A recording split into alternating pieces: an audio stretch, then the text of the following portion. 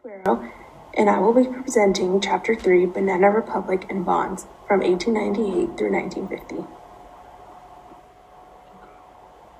Important events shaping Latino culture. The Spanish-American War and the rise of U.S. dominance in the Americas. The impact. The war ended more than 4 centuries of Spanish colonial rule in the Americas. The Treaty of Paris formally ended the war, resulting in Spain ceding Puerto Rico, Guam, and the Philippines to the United States and making Cuba a U.S. protectorate. The war marked the United States' transition from a continental to a global power with overseas territories. The shaping of Latino culture. The annexation of Puerto Rico integrated a significant Latino population into the U.S., impacting their cultural and social dynamics. Puerto Ricans experienced cultural integration and resistance as American systems in English language education were introduced. The shift in governance contributed to migration patterns as Puerto Ricans moved to the mainland U.S. for economic opportunities and to maintain cultural connections.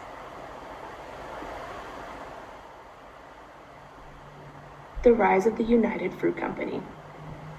The United Fruit Company, often referred to as the UFC, dominated the economies of several Central American countries, creating a significant American presence in the region. The term banana republics emerged to describe these countries, reflecting their economic dependency on banana exports controlled by UFC. The UFC wielded significant political power, often influencing local governments and policies to protect its interests. The shaping of Latino culture. The dominance of American companies like the UFC created deep economic dependencies, affecting the livelihoods and economies of local populations. The UFC's presence exacerbated social inequalities, leading to widespread poverty and discontent among local workers. Economic hardships and social inequalities influenced migration patterns as many Central Americans moved to the U.S. seeking better opportunities. This migration contributed to cultural exchanges between the U.S. and Latin America. The U.S. political and military interventions. The impact.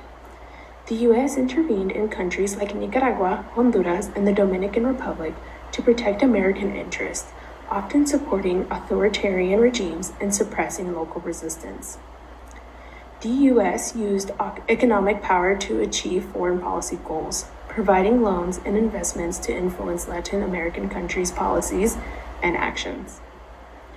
These interventions often led to military instability and long-term conflicts, disrupting local governance and economies. The shaping of Latino culture. The frequent U.S. interventions fostered a legacy of mistrust towards American policies and intentions in the region. Resistance to the U.S. influence and interventions fueled a sense of nationalism and cultural pride among Latin American populations. Political instability and economic hardships resulting from U.S. interventions contributed to increased migration to the United States, influencing the cultural composition of Latino communities in the U.S. Connection to the 21st century migration patterns. Historical U.S. economic and political interventions have resulted in ongoing instability and inequality in several Latin American countries, prompting migration to the United States. Many migrants seek better job prospects and improved living conditions influenced by these historical U.S. policies that have shaped their home economies. In response to their experiences, modern Latino communities actively engage in political activism, advocating for immigrant rights, social justice, and representation. This reflects a continuity of resistance and community organizing that has characterized Latina history. Furthermore, the contributions of Latino communities to U.S. culture, encompassing art, literature, and cuisine, are increasingly recognized and celebrated, highlighting the profound impact of migration on American society. Augusto Cesar Sandino was a Nicaraguan resistance leader who fought against U.S. military occupation from 1927 to 1933. Born on May 18, 1895, in Nicunahomo, Nicaragua, he became a symbol of resistance against U.S. imperialism, inspiring movements like the Sandinista Nationalism Liberation Front, or the FSLN. Sandino was assassinated on February 21, 1934, by the National Guard, solidifying his legacy as a martyr in the struggle for Nicaraguan sovereignty.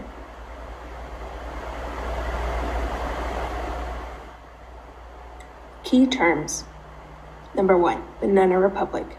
Central American countries economically dominated by foreign corporations, particularly the United Fruit Company, reflecting exploitation and dependency.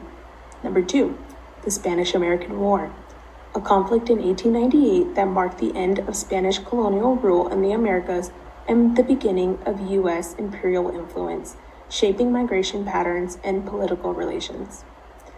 Number 3, the Platt Amendment, a 1901 amendment allowing U.S. intervention in Cuban affairs. Number 4, the United Fruit Company, an American multinational corporation that played a significant role in the economies and politics of Central America. Number 5, dollar diplomacy, a U.S. foreign policy aimed at promoting American business interests abroad through economic intervention. Interventionism, the policy of intervening in the affairs of other countries, often used by the U.S. and Latin America to protect its economic interests. Number 7, economic dependency, a situation where a country relies heavily on a single industry or foreign investments. Number 8, cultural exchange. This is the sharing of cultural practices between Latino cultures or communities in the U.S. due to migration and economic ties, influencing traditions, cuisine, and social structures. Number 9, migration patterns. The trends of movement from Latin American countries to the U.S. driven by economic opportunities, political instability, and social factors, shaping Latino demographics in America. Nationalism, a political ideology that emphasizes the interests of a particular nation, often in response to foreign domination, prevalent in Latin America as a reaction against U.S. interventions.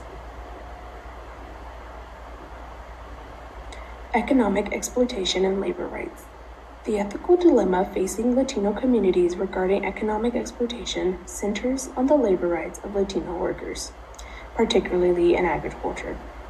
These workers often endure low wages and poor conditions due to the influence of multinational corporations like the United Fruit Company, leading to power imbalances and cultural marginalization.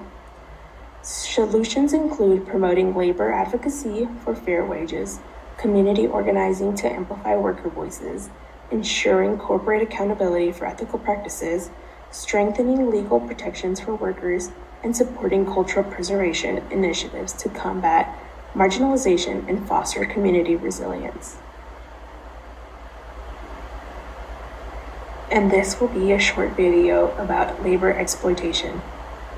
Being in unsafe areas that I had to avoid or I literally had to run from. You know, when you work in hospitality, you have to be quick. When you do some injury at work, you have rights. But at that time, I didn't know that. I just been working and I told my manager that I cut myself and nothing happened. So to effectively tackle labour exploitation, we must protect workers' rights and prevent labour abuses. When workers' rights aren't protected by the state, this creates a big power imbalance and individual workers are left alone up against exploitative employers and powerful market pressures to cut down costs. In labour sectors where abuses are common, workers may find themselves with no decent alternatives and having to consent to poor or even exploitative working conditions. The main issues the app-based careers face in the UK should be low payment, long journeys, uncertainty over income, and also road safety. So one of the problems that I face in working in the hospitality sector will be safety risk, falls, split, burns. Can be a discrimination when you don't speak English. So, yeah, they can do whatever they they want. It's helpful to imagine these experiences along a spectrum, where at one end you have decent work, where you are paid enough and have good working conditions. If you have an issue at work, you know you can say something and rely on your employment rights to protect you without risking losing your job. However, when workers aren't able to access their rights, we move towards the other end of the spectrum and employment experiences worsen. At the most severe end, your employer may refuse to pay you, threaten you for complaining, or stop you from leaving by taking away your identity documents. This is why, if fundamental rights at work are not protected, workers can end up vulnerable to severe forms of labour exploitation. There are certain sectors that are particularly high risk for this, including cleaning, agriculture, deliveries and hospitality. So our research in these sectors show that a large number of workers are being paid less than they should be and face excessive workloads and dangerous working conditions. Racism and sexual harassment are widespread, and many fear being fired and losing their income if they complain. In my company, I had to do more things, just more than just my position, because they need staff, but they don't want to spend that money for that stuff, so they just tell us to do this. As of myself, I've reported many issues from safety to problems with restaurants, and I haven't seen any improvements. So there is no protection if you get sick or injured on the job. Some companies provide a bit of compensation, which is really, really low. It's bare minimum, so you would not be able to rely on this income. It's really upsetting not being able to get any additional financial support when you get injured, because you will be losing a lot of your income while recovering, and I'm sure you will not be only recovering, you will be thinking about problems arising from lack of income. So it's often difficult to draw a dividing line between criminal forms of exploitation and severe labour abuse.